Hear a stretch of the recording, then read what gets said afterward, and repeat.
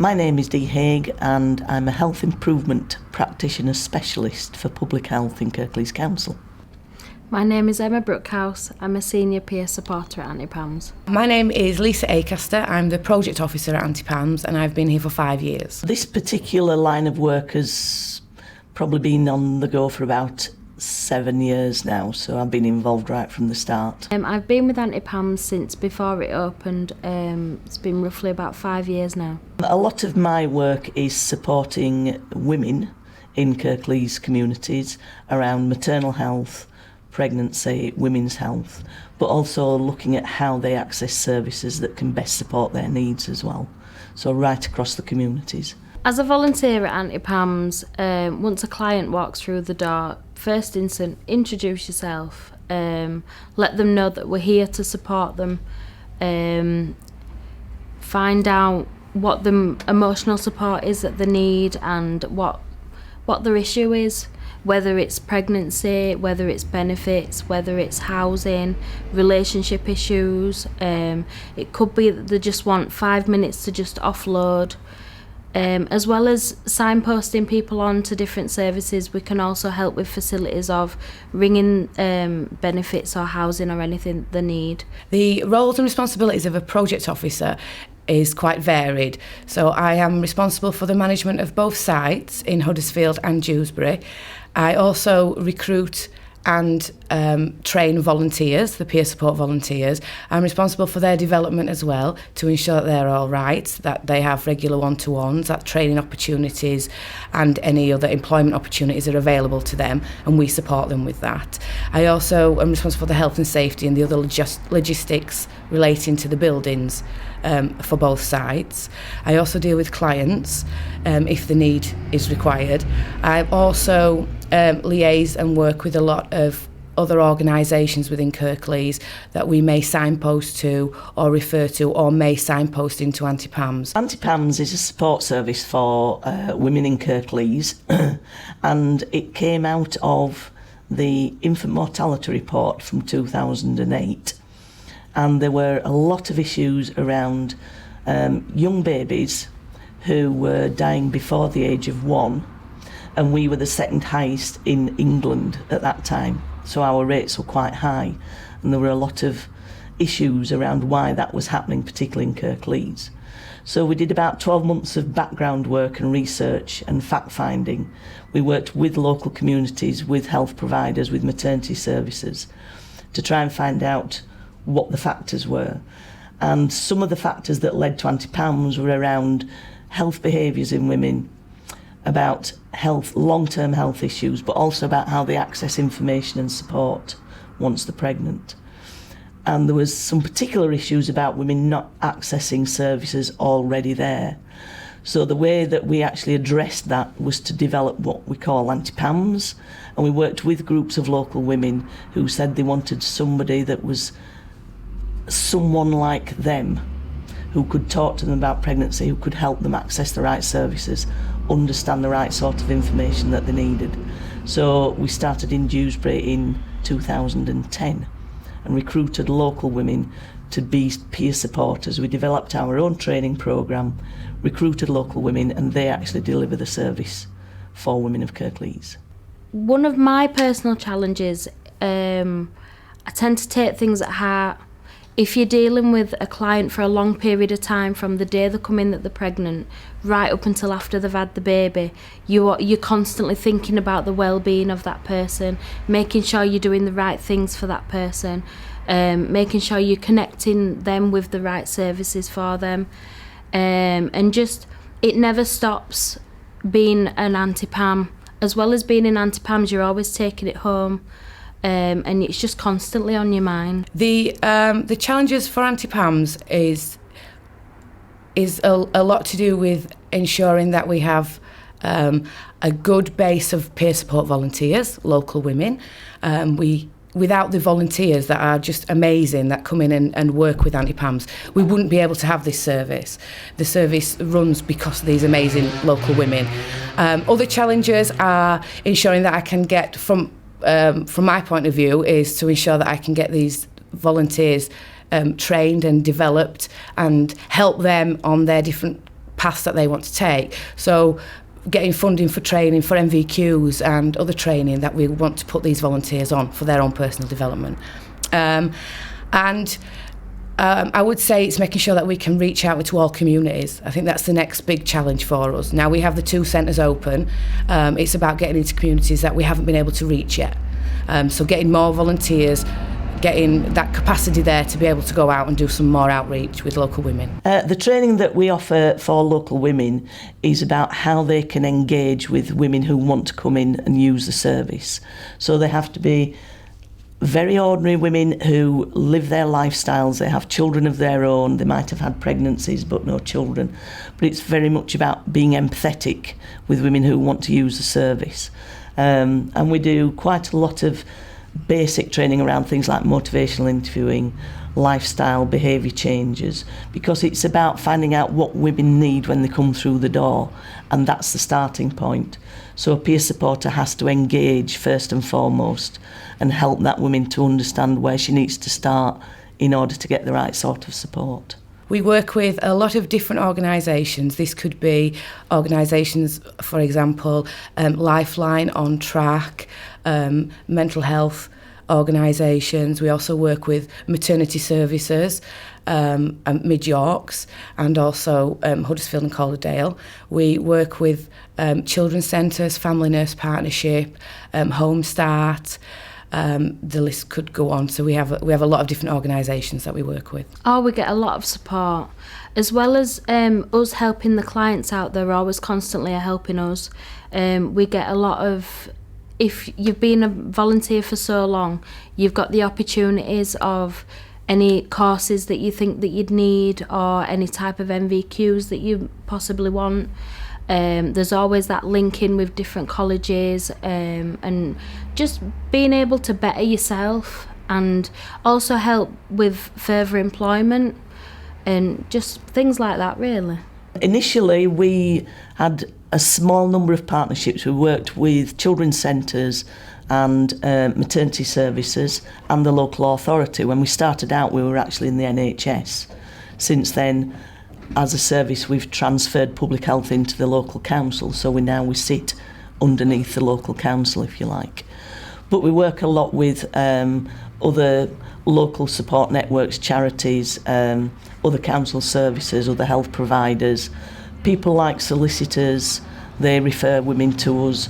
We get lots of connections when they hear about how successful our services, and that's partly by word of mouth from women that already use it. One of my roles include helping women get the right facilities for their newborn. One thing that we do is we have a swap shop, which basically, if they've found out what sex they're having or they're quite late on in the pregnancy but they're finding difficult financially of getting things for their baby, we do a service where everything's donated from all different companies or even clients, volunteers.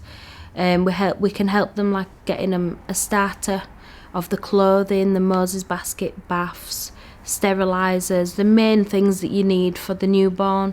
And then once, as their baby gets bigger, then they can use that service, bringing things in, getting bigger sizes for the baby with the clothes, or once they've finished with it, they can just bring it in and hand it on to the next people that need it. We have a number of prevention and intervention strategies that we use within Auntie Pam's. We link in closely with a lot of different organisations to look at pre-pregnancy and to look at how to assist women to get ready for pregnancy and to help them with their health and their well-being prior to pregnancy. So we work with the Mid Yorks Trust. We work with Public Health, who have a lot of strategies going on at the moment with regards to weight management, smoking and drinking, and these are all things that can assist prior and pre-pregnancy. So we link in quite a lot with different organisations to assist us with that. Strategically, Auntie Pam sat within the health behaviour changes under the NHS programme that we worked on in supporting women of childbearing age. As we've moved into the local authority, that hasn't changed, but what's happened is that we've found the need to increase the output of our service. As with all things in the current climate, finance is an issue. We don't have bottomless amounts of money to support the service, but what we do have is a strong commitment from public health that this service works, and that's partly because we engage with local women to train as peer supporters. So in terms of finance, it's not a hugely expensive service to deliver. We've actually increased what we do by opening a service in Huddersfield, and it's exactly the same principle. But what we find is that people like what happens with this service and how we engage and support our target population. So strategically, there's a great interest from a much wider field about how this service might be replicated in the future. The challenges for the groups out there that we are struggling to reach, it could be their ethnicity. It could be how their communities are a close community group. It could also be areas where there's some deprivation and some poverty, so they're not able to make that trip into a town centre. They might not want to travel into a town centre. There could be communities where everything else is there for them, but there's not an Auntie Pam's. So there'll be a supermarket, post office, everything else you could want, but that additional support's not there. So it's about us being able to go to them and find out what they want as well. So not just going in and just saying, oh, here we are. It's about going out, it's about connecting with that community, seeing what that community wants and needs, and seeing if we can meet that need. With mentoring, once the new recruitment has been done and they've finished the training and everything, we're sort of their support network where we'll help them introduce Auntie Pam's to them, explain the roles, with paperwork, the different services that we do, and as well as how the right ways and means of helping a client. An increase of finance for Auntie Pam's would mean that we could actually give more breadth and depth to what we provide. We wouldn't necessarily need to increase numbers of staff or resources necessarily, but what we still are very much aware of is that we need to do a lot more work around other groups of communities within our women of childbearing age population. So for example, we'd be looking at how we can better support black and minority ethnic communities, because for that population this isn't necessarily the right service, but they still need that sort of information and support. So we'd be looking at finding other ways where volunteers could work within communities on outreach or develop new networks and increase our peer support training to support those communities. With Auntie Pam's, especially because I've been here since way before it opened, the one thing that I enjoy seeing is how it develops and how it's getting stronger from the hard work from the beginning to how it is now, because I know how hard it was when we first opened. And right until now, where we've got one in Dewsbury and one in Huddersfield.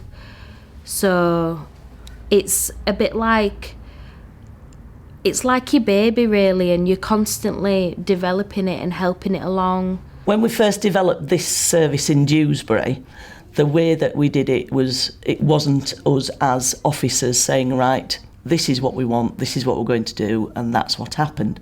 We worked with groups of women locally who told us the sorts of things they wanted out of the service, which also included the type of building, whereabouts it needed to be. So rather than being right in the middle of Dewsbury, where everybody could see people accessing the service, they wanted it slightly just off the centre, so it was still visible, people knew where it was so they could come to it. But it was just a little bit more confidential. And gradually over time that's worked really well, because word of mouth has meant most people know where it is now. And our publicity machine, which is our clients and our volunteers, helps to generate more interest and you know, people get coming in and walking past and you know, it's become its own thing now.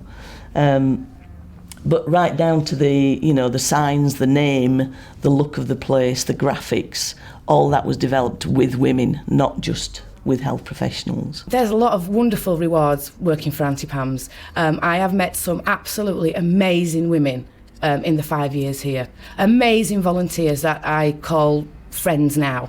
I have worked with some fantastic organisations that the work they do is probably not recognised as much as it should be. So it's wonderful to see these organisations and see what they do to help the people of Kirklees and specifically the women. But I would say for me, it's the amazing bunch of volunteers that help to keep Auntie Pam's going and just have got that commitment and that motivation to help the women of Kirklees. Auntie Pam's are really, really pleased to have been awarded a number of different awards for various things, and these include Community Learning Group of the Year, supporting others and commitment to learning from the Adult Learning Awards. We were a finalist in the Huddersfield Examiner Community Awards. We have achieved the Kirklees Volunteering Quality Award and the Inspirational Women in Kirklees Award. Along with this, Emma Brookhouse also achieved a community award and was lucky to go to the top of the Emily Moore mast and receive her award at the top of Emily Moore mast for her great work in the community. As a member of public health, we're really, really proud of what Auntie Pam's has achieved, not just the awards but the service that they deliver. If you want to get in touch with Auntie Pam's, we've got our centre at Dewsbury, which is open Mondays, Wednesdays and Fridays, 10 till 3. Or you can ring us on 01924 438 316. Our Huddersfield Centre is open Tuesdays, Wednesdays, Thursdays, 10 till 3. Or you can ring that number 01484 414 775. We have a website, www.auntiepams.org.uk. It's got an email inquiries address on there as well, and all the information you need to find out about us. Or please do drop in. You'll be very welcome any time, and you'll get a cup of tea and have a chat with a volunteer.